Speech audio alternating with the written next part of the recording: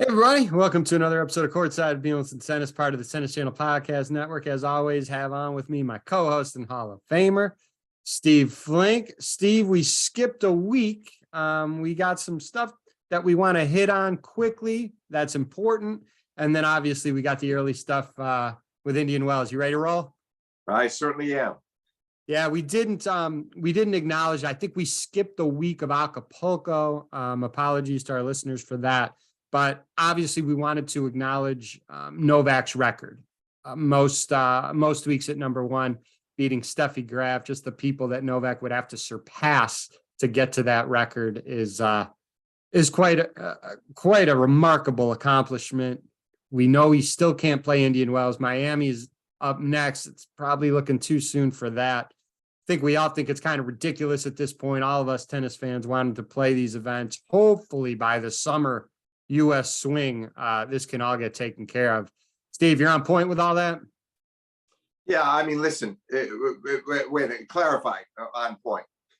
Oh, yeah, you're in agreement with me. You're in agreement with me on all that. Oh, yeah, no, I am. Look, first of all, as far as Novak is concerned, he's targeted a lot of records. I don't think that a long while back that he was thinking about most weeks. And when he closed in on it, I think it obviously meant a lot to him. It just shows incredible long-term excellence on his part. He now has a shot to maybe make it to 400 weeks if he can keep this going. It's hard to say. Carlos Alcaraz could pass him by winning here at Indian Wells, but I think Novak's that could go back and forth, or he could hold it for a while. And is it as important as finishing 7 years at number one? I'd say the year-end finishes are maybe even slightly more important, but it's all part of his historical legacy, along with the 22 majors, along with winning every Masters 1000 event at least twice. It's an extraordinary record, and now he's just.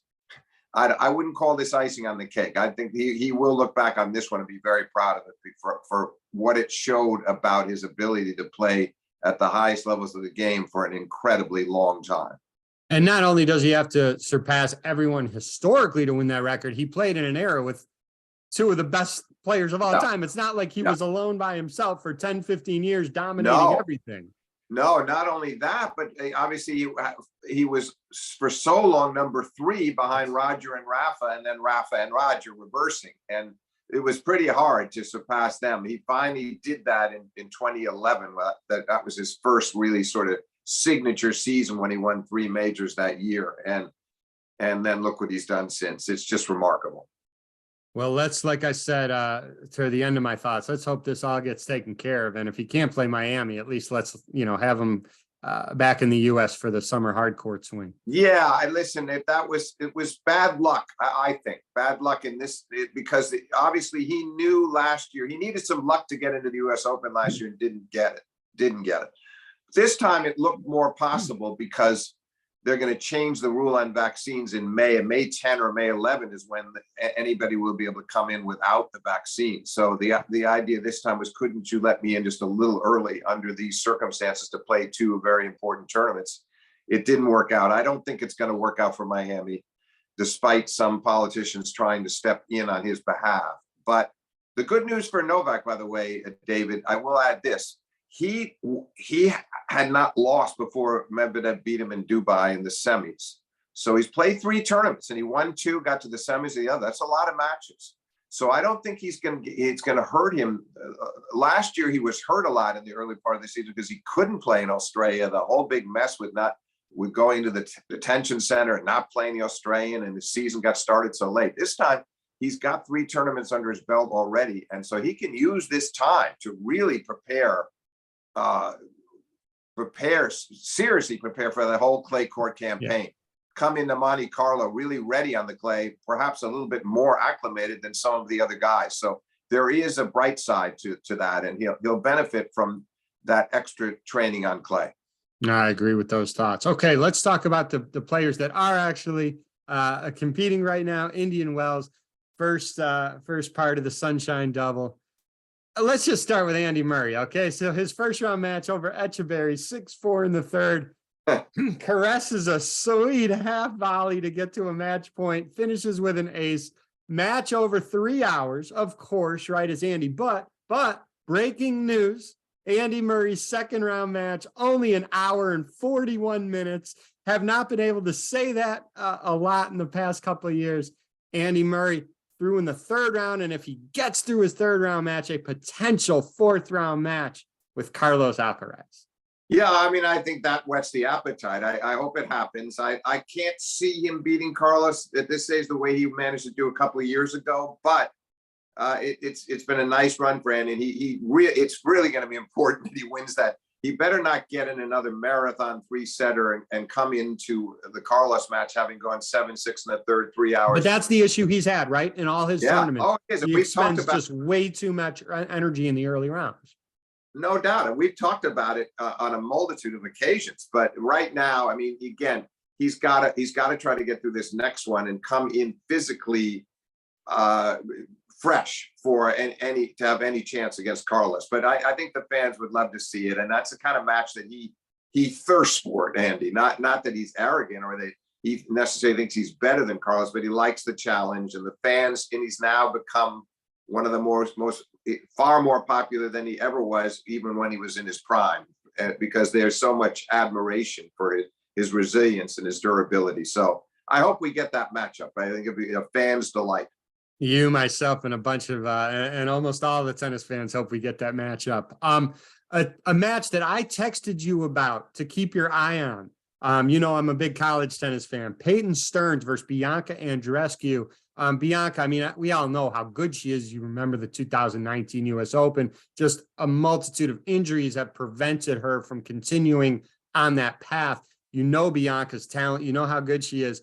Peyton, 2022 NCAA champ out of the University of Texas. I told you, Steve, before the match, I said, take an eye, make sure you take a look at this match. I want to hear your thoughts on Peyton. Went 3 sets. She tired early, and the errors crept up early in that third set. But Peyton gave Bianca all she could handle for quite a while there. Oh, did she ever? And I'm glad you tipped me off on that match. I had never seen her play before, and I was very impressed because for a long while before the weariness set in, she was going toe-to-toe with Bianca. She was really testing it. Bianca couldn't hit through her, and she couldn't really overpower her that easily. She had to mix it up and throw in slice backhands and show a lot of guile, which she did. But it's the kind of win that maybe could propel Bianca now, because she needed it. You could tell. You and I were comparing notes early in the third set as well on text, and you could see how badly Andreescu wanted that win. And it's interesting, not Steve. Personal grievance, not that she disliked her opponent, just she needs to start winning again. I mean, the way she played at the 2019 US Open to beat Serena Williams in the final and win her first major, and she played well that whole year despite injuries that year. It's been a very difficult stretch ever since, and we haven't seen very frequently the best of Andreescu. I hope we will now see her healthy and confident and get back. She belongs, in my view, she belongs in the top 5 in the world if she's physically right. She should rarely venture outside the top 5 in the world. No argument for me. And it's interesting. And it took me yesterday to kind of recollect my thoughts on watching her previous matches. She changes the pace up a lot with these higher moon balls that you don't see a lot from the players now. And I think that helped giving Peyton just kind of a change of pace and not giving Peyton a lot of pace, which she seemed to thrive on. Bianca throws that high looping ball quite a bit in her matches, and I thought it was a good strategy just to throw Peyton's timing off a little bit. No, that and some backhand slices too. It's she knew she was going to have to mix it up, and I'm very interested to see if she can start now, make a run in this tournament, at least get to the latter stages and start re-emerging. Well, let me throw this out to you just because you said that thought. Her next opponent is Iga Swiatek, so she has quite a test in the third round. Yeah, I mean, I may be jumping the gun a little bit, but look, she can, obviously the odds are stacked against her in that match. But she also she's good enough if she's physically there to test Iga. This is not going to be one of these Iga 6-love, 6-love or 6-love, 6-1 matches. She can keep it tight. She can really test her to the hilt from the backcourt. So I definitely see a close contest there.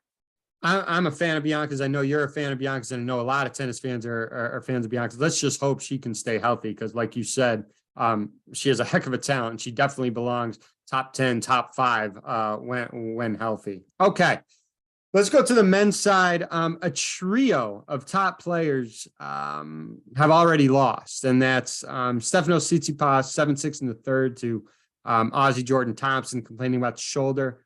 Matteo Berrettini also lost, and then Denis Shapovalov, who I really want to kind of pick your brain on. He lost on Friday. 14 double faults in a 2-set loss from Denis, and you know, you and I have kind of communicated a little bit about Denis in the past. We've seen him at tournaments, and for me, it's not a lack of work ethic. He gets on site when his schedule allows early. I've seen him practicing not once, not twice, but even 3 times and working on specific things. Steve, he works really hard, but the inconsistency of results, wanted to pick your brain and hear what you have to say about Denis. Now, sometimes you can get in the way of your own talent, which is what I think he's done frequently. I look back, there was a great Dutch player in the 1970s, Betty Stoba. And Betty was a finalist at Wimbledon, lost to Virginia Wade in 77, great doubles player who coached Hannah Manlikova, who was an enormous talent. And Hannah had everything. She had every shot in the book. But the problem was always the shot selection, too many options. And Betty would compare it to somebody going into a Baskin-Robbins ice cream with 31 flavors. Which one do you select? Which shot does Hannah select? I think that's one of Denis's problems is he's got the entire kit. He's got such versatility in his game, such gifts off both sides, and he can come in and he's a left-hander and he's got a great serve. But sometimes he gets in his own way by maybe not making the sensible choice and not making the percentage play. I have to believe that's what's going on. I'll never forget when he got to the semis of Wimbledon in 2021 and lost it straight sets to Djokovic, but he served for the first set and the second set was also tight, and Djokovic went up to him in the locker room afterwards to console him, but also let him know how good he thought he was. And Denis was very appreciative of that, but we haven't seen the next move since then, really, the way we expected. That was supposedly going to set the stage for something, and he'd already been around for years.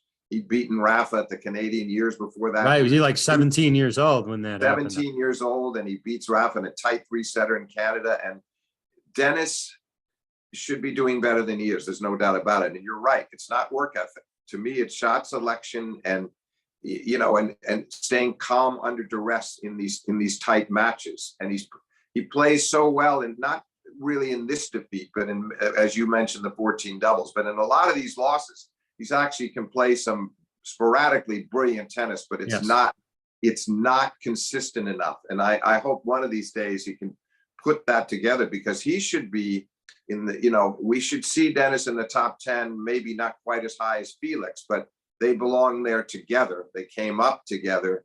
He's a great talent, as is Felix. And I hope the rest of the year will go better for him. I've been frustrated for him, as many have, that he's not really cashing in on his ability.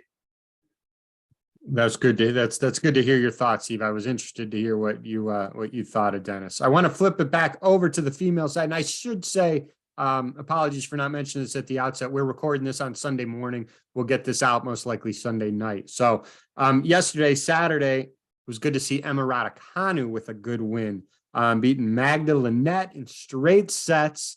Emma, you know, I mean, it was kind of expected the previous year that, you know, she may take her lumps just because everything happened so crazy and quick for her at the 2021 US Open. I'm still with the pandemic and everything. I'm still trying to keep my years straight, but with getting through qualifying in the main draw, not losing a set, I mean, that's just craziness. You figured it'd be some ups and downs the following year, which obviously it was, but to see her playing well with a good win yesterday, maybe get some more consistent results out of Emma going forward. I hope so. There seemed to be some kind of an issue with her wrist, but she played through it and won, and that was a very good win for her. And now she needs to start stringing those victories together. You're right. Inevitably, there were going to be some growing pains after that US Open triumph. And as you alluded to, not losing a set in the qualifying or the main draw, 10 matches. you can do that. That proves that it was not, you can't say it was freakish. On the other hand, she's had a lot of setbacks since, gone through a lot of coaches. I hope now we're entering a more stable period for her, and where she can start displaying more consistency. But it was great to see that kind of a win yesterday, and I hope she can keep going in this draw and really right on through the clay court season. And then perhaps, make a splash at Wimbledon, where she's going to have all that obvious crowd support. Right. And okay, so now I want to flip it back to the men. A lot of people viewed this as the highlight match of yesterday, Saturday. US fans were definitely very intrigued in this one. Taylor Fritz versus Ben Shelton. Fritz won in 3. You look at Ben, he's got that lefty serve that's lethal, and he has that kick serve, which is something that is just unbelievable. It's different than a John Isner type of kick serve. John is a huge kick, but John is 6'10", 6'11". He has almost more of that spike, and it just goes crazy. Ben doesn't have that size, but he has that lefty spin, and that kick is just lethal. Talk about that match a little bit. Well, he was giving Taylor nightmares with that kick. And that was an interesting match, though, David. It was actually very high quality, only 3 service breaks in the match.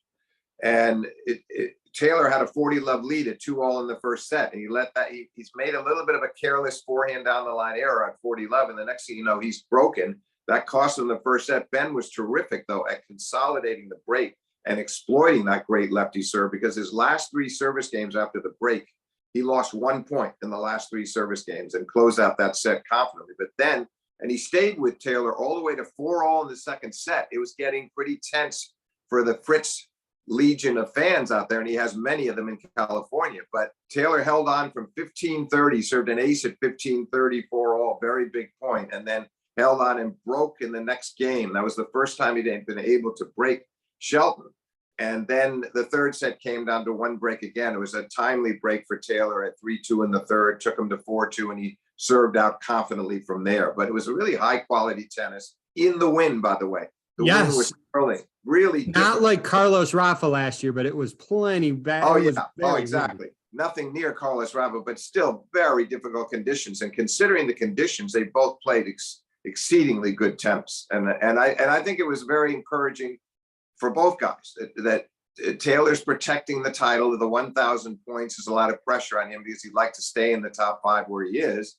And then you've got Shelton trying to, who's pushed himself up to 41 in the world, quarters of the Australian on this great run in 2023. And he wants to keep it going. That would have been a big win for him. But they had a nice moment at the net and big smile from Shelton. And Shelton had nothing to be ashamed of. And he's showing that was not a fluke what he did in Australia. And I'm expecting more and more for him across the rest of 2023.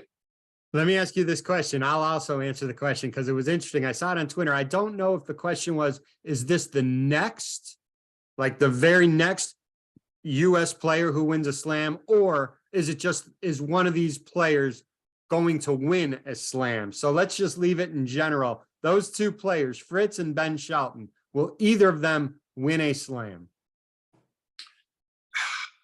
Yeah, I think Fritz will, and I'm pretty sure eventually I would think Shelton eventually will. I'm not quite ready to sign the bottom line yet on Shelton. I want to see a little bit more, and he's so young. But Taylor has grown into his talent gradually, and we've seen it coming now for many years. And he got to the top 5 not by accident, but by hard work and great results.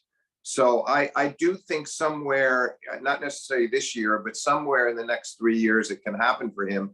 I'll reserve judgment on Shelton for now, yes. But I would say more likely than not that he eventually does it. Fair enough. I'll again, Ben, you just got to give him plenty of time because he's just getting started. I hope I'm wrong.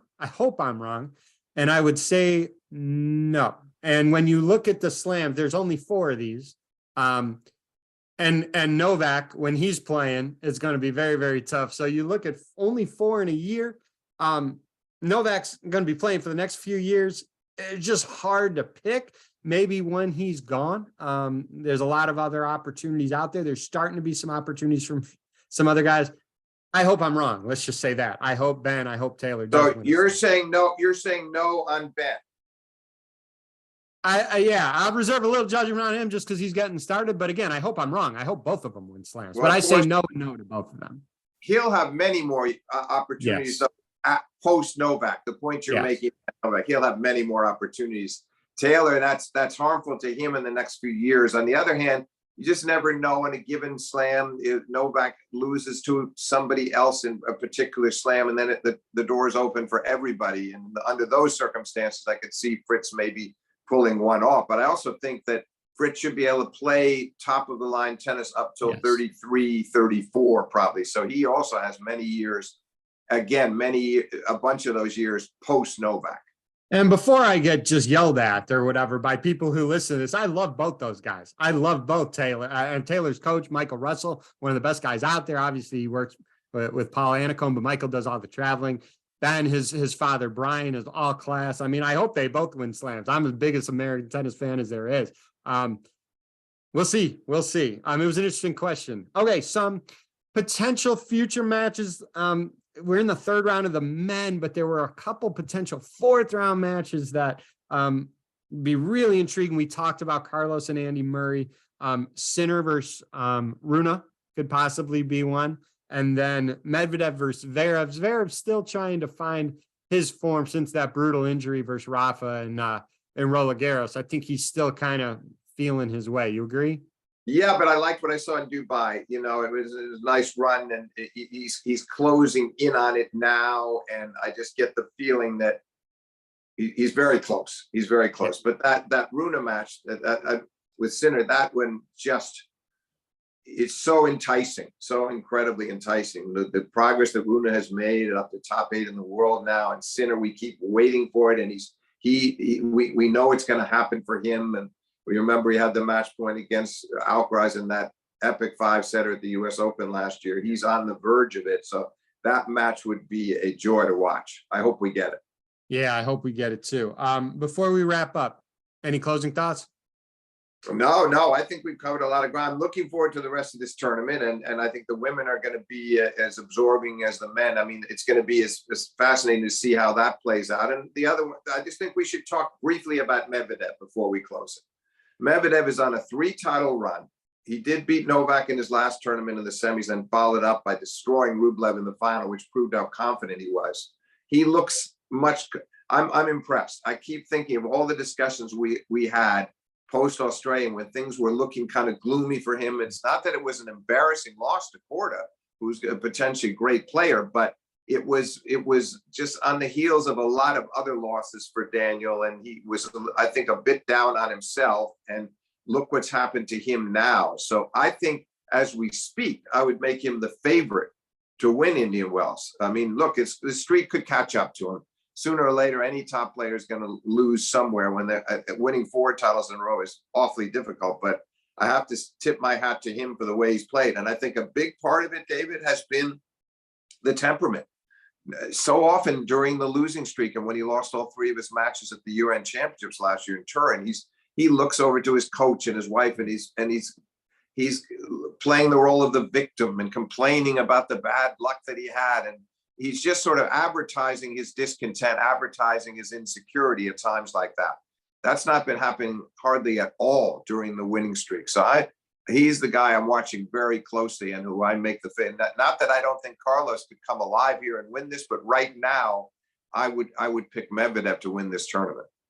Yes, that's well said. Well, you look, we've done this for a few years now, and every year it's the same thing. I message you. I said, this is, as a sports fan, people know, obviously we know tennis. You're the tennis historian. You are the man with tennis, but maybe a lot of people don't know you're also just a big sports fan.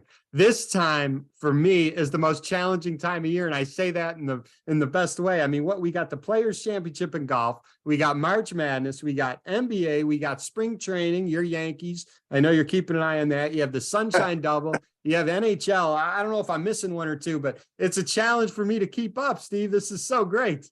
Yeah, we all overdose at this time of the year, you know, but of course I would say outside of the tennis, the main passion I have is you alluded to it, is the Yankees, and we came off another disappointing end of the season last year, despite that historical campaign waged by Aaron Judge, one of the great seasons, maybe end up being the best season of his career. But I love this time of the year most of all with baseball blossoming and spring training and the start of the regular season around the corner. So I probably find that more gripping outside the tennis than any of the other sports, but by far. Well, I hope all the sports fans listening to this can enjoy this time of year because it's the best. Steve, thank you again for joining, and we'll do this again next weekend. Okay, David, thank you very much.